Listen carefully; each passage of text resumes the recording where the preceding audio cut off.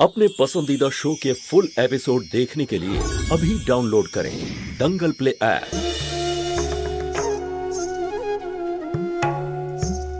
পঙ্কজ, আমিও জানতাম যে সুধা আর উদয় একে অপরকে কতটা ভালোবাসে, কিন্তু কিন্তু আমি তোমার মনকে বুঝিয়ে নিয়েছিলাম, আর সেটা তো তুমি খুব ভালো করে জানো। প্লিজ পঙ্কজ, আমায় বিশ্বাস করো, আমি ওদের বিয়েতে ছিলাম না। তাহলে তুমি ওদের বাধা দেওয়ার চেষ্টা কেন করোনি? আমি কি করতাম?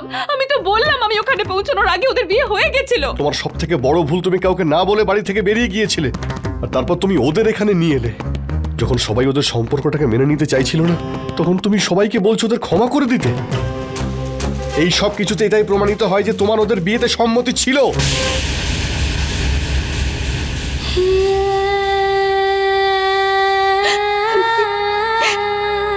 একমাত্র তুমি তো আমাকে বিশ্বাস করতে, আর এখন যখন তুমি আমায় বিশ্বাস করো না, তাহলে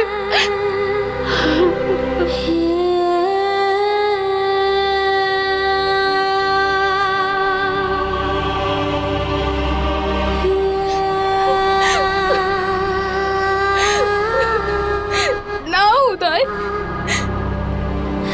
আমি এরকমটা কখনো ভাবিনি।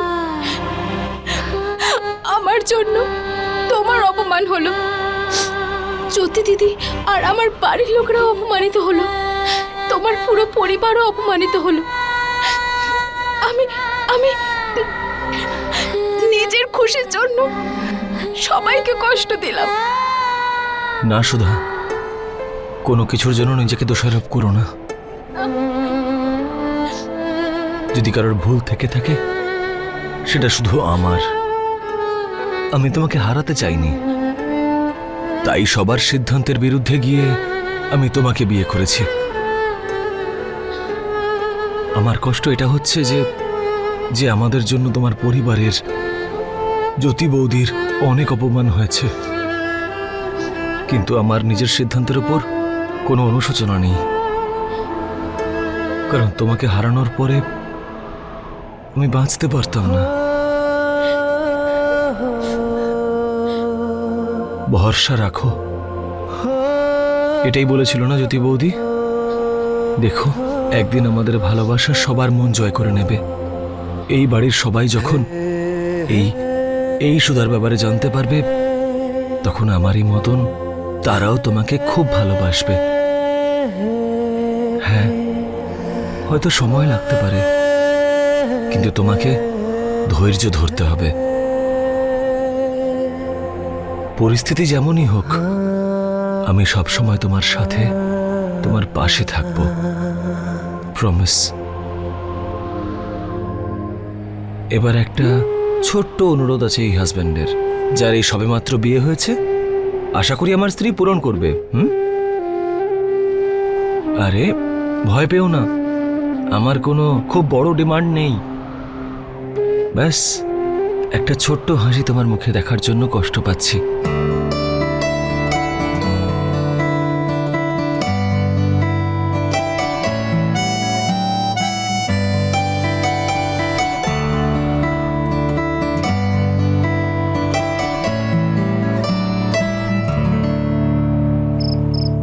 তুই দীপুকে ফোন করে যা বলেছিস সব সত্যি?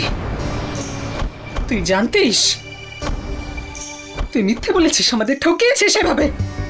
তুই জানতিস সুধা উদয়ের সঙ্গে দেখা করতে গেছে? তুই আমাদের বলিসনি যাতে আমরা সন্দেহ না করি? তুই জানিস তোর ছেলে মানুষের ফল কি হয়েছে? সুধা আর উদয় বিয়ে করে নিয়েছে। বিয়ে করে নিয়েছে? আমার সামনে আমাদের মান সম্মান মাটিতে মিশে গেল, আর তুই এখানে হাসছিস? দিদি বিয়ে করেছে, ও ওর ভালোবাসার মানুষকে পেয়েছে। এর থেকে বড় খুশির খবর আর কি হতে পারে মা?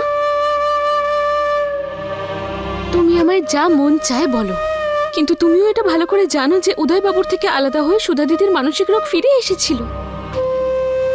হয়তো এতে তোমাদের কারোর কোনো যায় আসে না, কিন্তু আমি নিজের চোখের সামনে নিজের বোনের জীবন নষ্ট হতে দেখতে পারবো না। উদয়বাবুর অবস্থা দেখেছি আমি, ওরা দুজন একে অপরকে ছেড়ে থাকতে পারবে না মা। জাত পাত, বড়লোক গরিব লোকের থেকে আগে ওদের জীবন। আমি ওদের দেখা করিয়ে কোনো ভুল কাজ করিনি, আর তুমি আমায় বলছো?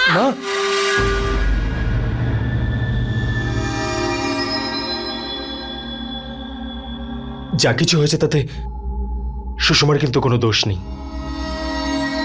ওর কোনো দোষ নেই? তুই বলছিস ওর কোনো দোষ নেই? ওর জন্য আমাদের ওখানে কত কথা শুনতে হলো, আর তুই বলছিস ওর কোনো দোষ নেই? মা, আমার আরেকটা বোনের বিয়ে হয়েছে, ও নিজের ভালোবাসা পেয়েছে, আর তার বদলে যদি আমার গালে কেউ দুটো থাপ্পড় মারে না, তাহলে আমি সহ্য করে নিতাম। কিন্তু ছোট মায়ের একটা জেদের কারণে আমরা সবাই রাজি থাকা সত্ত্বেও সেই সম্পর্কটাকে না বলে দিতে হয়েছিল।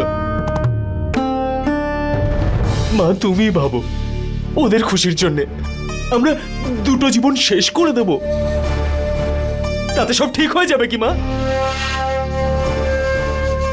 কি ঠিক হতো আর কি ভুল হতো এইসব আমি জানি না, কিন্তু ভৈরবী দেবী কখনো সুধাকে মেনে নেবেন না। আমাদের আরো একটা মেয়ের বিয়ে হয়েছে ওই পরিবারে, ওর সঙ্গে ওনারা কি করবেন তোরা ভাবছিস না? তোরা দুজনেই তোদের ছেলে মানুষের ফল হাতে নাতে পাবি।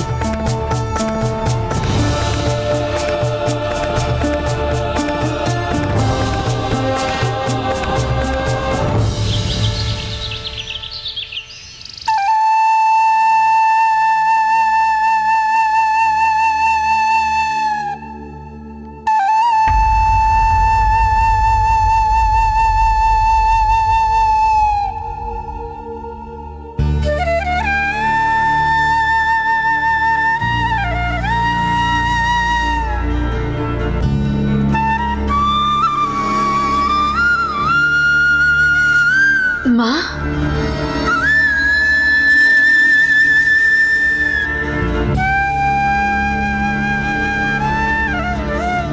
আপনি ফিরে কেন চলে যাচ্ছেন? আমি শুধু মন্দিরে প্রদীপ জ্বালাতে এসেছিলাম, কিন্তু এখন আর কোনো কাজ নেই। মা, মন্দিরে শুধু প্রদীপটা জ্বালানোই যথেষ্ট নয়, কিন্তু সেই প্রদীপের আলোয় বাড়িও তো আলোকিত হওয়া উচিত। নিন, আরতি নিন।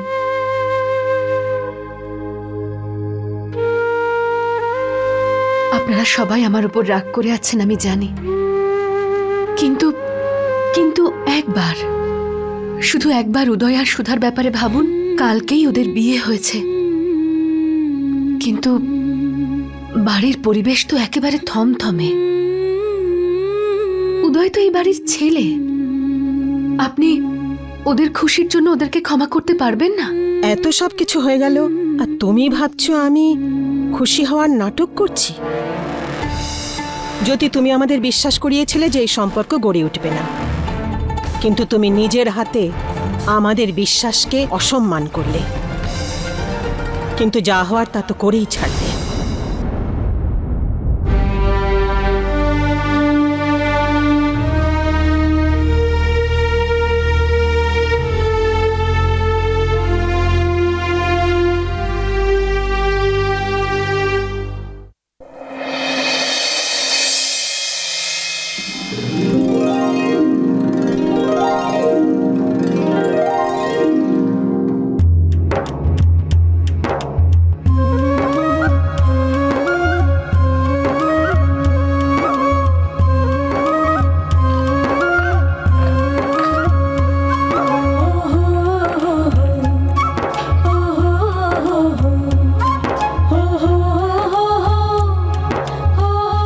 আমার বোন শাড়িতে কি মিষ্টি দেখাচ্ছে তোকে।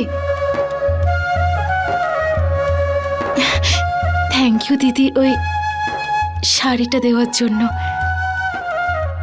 আমি কখনো আগে পরিনি তো, আর জানতামও না, আর বাড়ি থেকে কিছু নিয়েও তো আসেনি। ঠিক দেখাচ্ছে তো? খুব সুন্দর লাগছে দেখতে। আর এসব থ্যাঙ্কস বলতে হবে না আমায়। তুই আবার দিদি থেকে যা বানিয়ে ফেললি না তো আমাকে? বোকামে, যা আমার সে সব কিছু তো তোরও।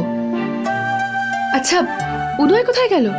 ও স্নান করছে। ঠিক আছে, চল তুই চা খাবি, চল। দিদি,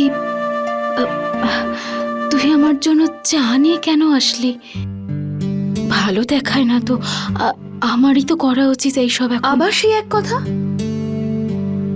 ঠিক আছে, যখন তুই আমাকে তোর বড় যাই ভাবছিস তাহলে দেখিস তোর যা হয়ে কিন্তু তোকে আমি খুব জ্বালাতন করব। নিজে আরাম করে বসে থাকবো আর সব কাজ তোকে দিয়ে করাবো।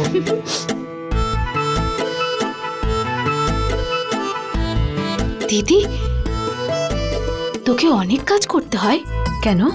কাজ করতে ভয় পাচ্ছিস তুই? না দিদি, ওই আমি শুধু ভাবছিলাম যে তোর সাথে একটু কিচেনে যাই, তোকে একটু হেল্প করতে পারবো। আমি চাই। হ্যাঁ, কিন্তু চা খাওয়ার পরে।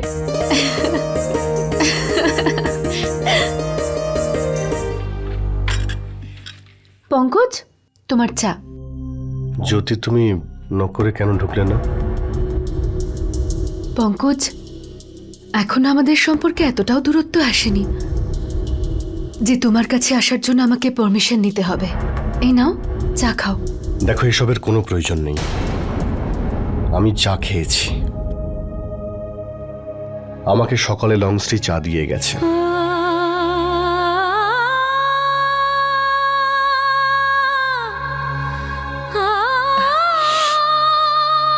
কিন্তু তুমি তো সব সময় চা। যদি অপেক্ষা তার জন্য করা যায় যার কাছে কোনো আশা আছে। তোমার কাছে আর আমার কোনো আশা নেই।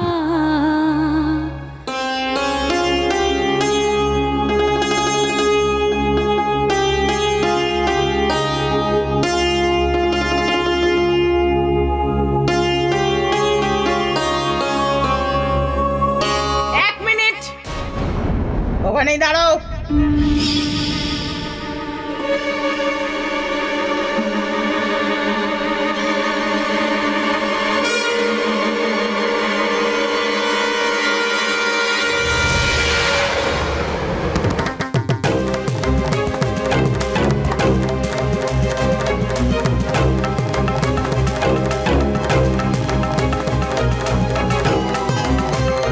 কার পারমিশনে তুমি এই বাড়ির কিচেনে যাওয়ার চেষ্টা করছো?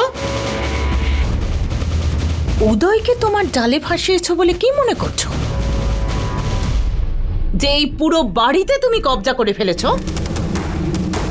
এখনো আমি মরিনি, বেঁচে আছি। উদয় ভালোবেসে হয়তো তোমার স্ত্রীর মর্যাদা দিয়েছে, কিন্তু এই বাড়ির সবাই, ওরা তোমায় কখনোই বাড়ির বউ বলে মানবে না, কখনো না। তুমি আমি কথা দিয়েছিলে তো যে তুমি উদয়ের জীবন থেকে চিরকালের জন্য দূরে চলে যাবে। খুব বড় ভুল হয়ে গেছে আমার যে তোমাকে তোমার কথার মূল্য জিজ্ঞেস করিনি।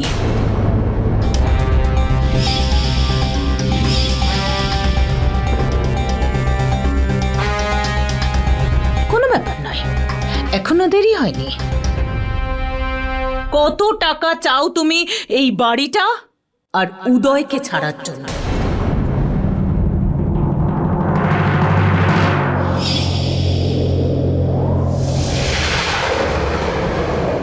কত টাকা চাও তুমি এই বাড়ি থেকে আর উদয়ের জীবন থেকে যাওয়ার জন্য?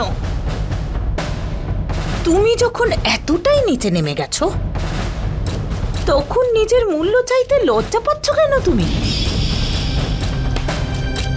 মুখ খোলো, চাও যা চাওয়ার আছে।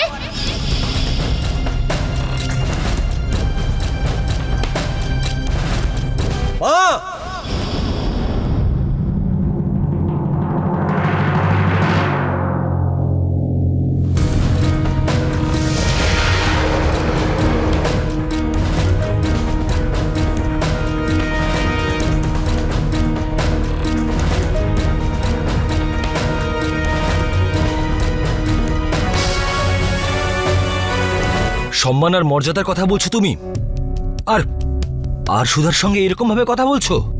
আমি ওই মেয়েটাকে আমার বৌমা বলে মানি না।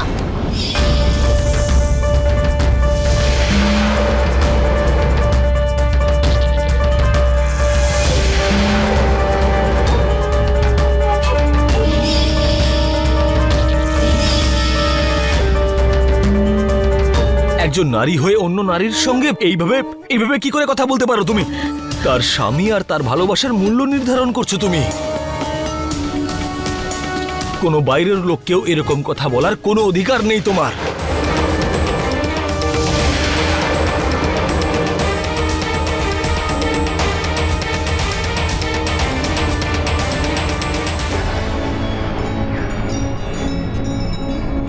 কে জানে কি জাদু করেছে এই মেয়েটা তোর ওপর। একটা কথা মনে রাখবি তুই, এই যে তুই ওকে ভালোবাসিস সেটা তোর ভুল ধারণা। আর যেদিন সেই ভুল ধারণাটা ভাঙবে সেদিন তুই হারে হারে টের ভ্রম তোমার ভেঙেই গেছে মা।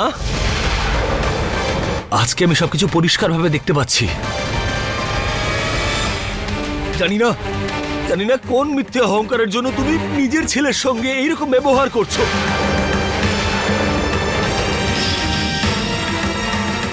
আজকে আমার এরকম মনে হচ্ছে যেন তুমি কোনোদিন আমাকে ভালোই বাসোনি। তুমি তো নিজের সোসাইটি, পজিশন আর টাকাকে ভালোবেসেছো, ব্যাস।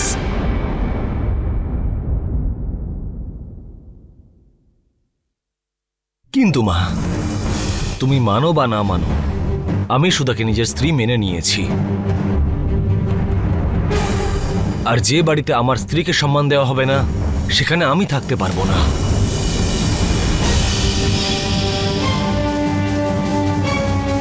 আমি আজকে, এক্ষুনি, এই মুহূর্তে এই বাড়ি ছেড়ে চলে যাচ্ছি।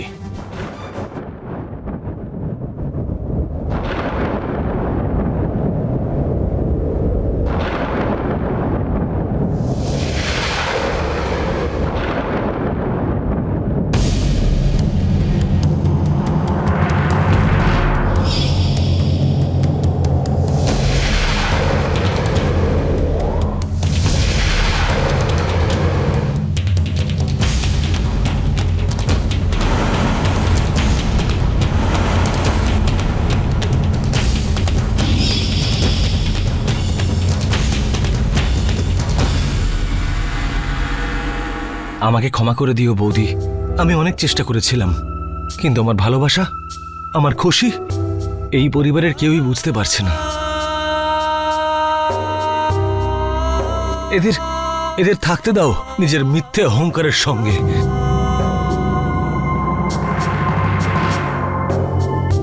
আমি আমার ভালোবাসাকে নিয়েই থাকবো। চলো সুধা। উদয়,